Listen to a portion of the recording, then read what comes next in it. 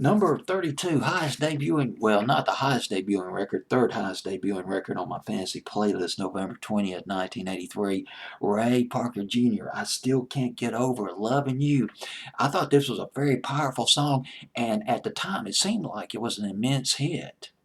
But now it's a lost 45, borderline lost 45. The thing about Ray Parker Jr. is, unfortunately, Ghostbusters, as great as a movie theme that record was, his talent is much more far-flung than Ghostbusters. There were other songs that were, well, soulful records he did in the late 70s, early 80s. Well, there was Radio.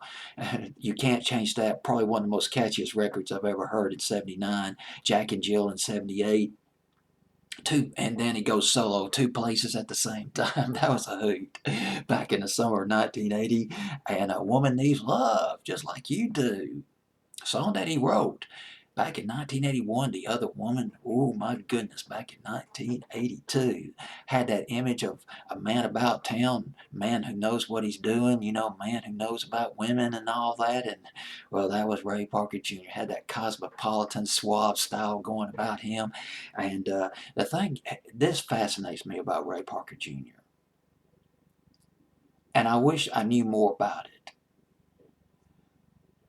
His early career, a lot of people don't know this. He was known as a brilliant session guitar player before he got big in the late 70s and early 80s. Started playing sessions at Motown when he was 16 years old. Around 1970, he learned how to play the guitar when he was 12 years old. And around that time, 1970, 71, Ray Parker Jr. joined up as a session musician to the Hot Wax Invictus label. The Hot Wax Invictus label, founded by Holland Dozier Holland. Holland Dozier Holland, the Motown, the prime movers of Motown, among the prime movers of Motown back in the mid-60s. Holland Dozier Holland writing songs like Stop in the Name of Love, Baby Love, Come See About Me, Sugar Pie Honey Bunch, I Can't Help Myself, Same Old Song, those Supremes and Four Tops hits written by Holland Dozier Holland.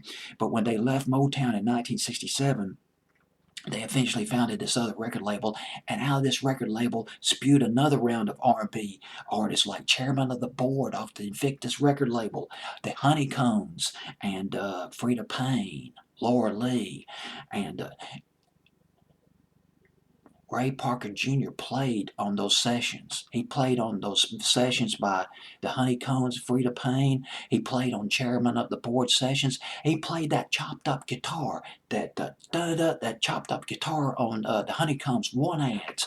He played guitar on Freda Payne's Band of Gold. And I wish I had more details about that, because that part of his career really fascinates me. Well, word got out about this guy, Stevie Wonder. One day in 1972, Stevie Wonder called Ray Parker. This was way before Ray Parker got real big. And Stevie Wonder asked him, how would you like to tour with me? Go on tour with the Rolling Stones with me. A Rolling Stones tour with Stevie Wonder on tour with the Rolling Stones. And Ray Parker hung up on him. He thought it was a crank. Stevie Wonder calls back and he plays Superstition over the phone. Well, that's it. So Ray Parker Jr., he works with Stevie Wonder. He plays some on the Intervisions, and another album by Stevie Wonder, Talking Book. Teamed up with Barry White for a while. Worked with Barry White. Here's the deal about Barry White. So Ray Parker Jr., he goes to Los Angeles. He's about 18, 19 years old, and he goes into the studio, and there's Barry White, there's the maestro, he's recording, and boy, this guy, he had a lot of guts. I mean, he was had the audacity. Ray Parker Jr. had the audacity. He put the tape machine on stop, and he turns to Barry White. He says, "You need a guitar player. You need a guitar player." And Barry White says, well, come on in. Let's see what you can do. Something like that. So he works with Barry White, and he worked he was a songwriter too. He wrote a song about Rufus and Shaka Khan. And I remember the name, I can't remember the name of the song. I wrote it down. Bear with me, just bear with me. I wrote it down somewhere.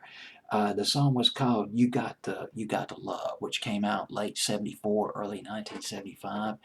And then he does this thing with Radio with Jerry Knight, and Ollie Brown. and they have a couple of hit records.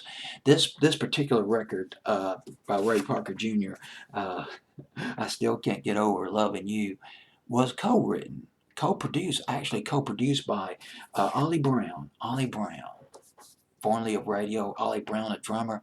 Ollie Brown teamed up with Jerry Knight, Ollie and Jerry, and had that song Breaking back in 1984.